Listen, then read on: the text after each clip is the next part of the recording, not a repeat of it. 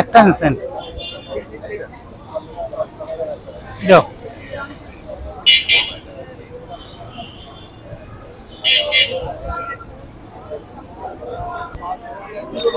কাকা বিক্রি করলেন প্যান্ট কিরকম দামে? 450। 450।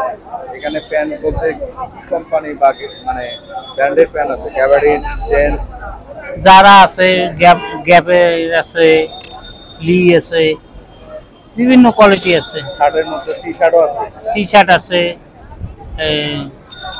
ফুল হাতা আছে, জ্যাকেট আছে, চেক ছাড়া আছে, এক কালারের আছে। এই মহাখালীতে কতদিন ধরে ব্যবসা করছেন? এই 10-15 বছর থেকে। এই জায়গায় এই জায়গায় তো ভালো ভালো শার্ট, গেঞ্জি, প্যান্ট, টি শার্ট পাওয়া যায়। আমিও বেশ কয়েকবার কিনছি।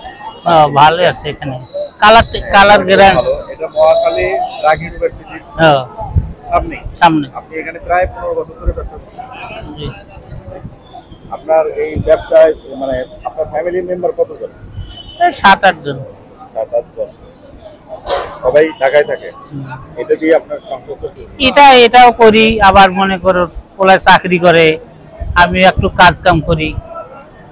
এই কি কাজ করেন এর পাশাপাশি?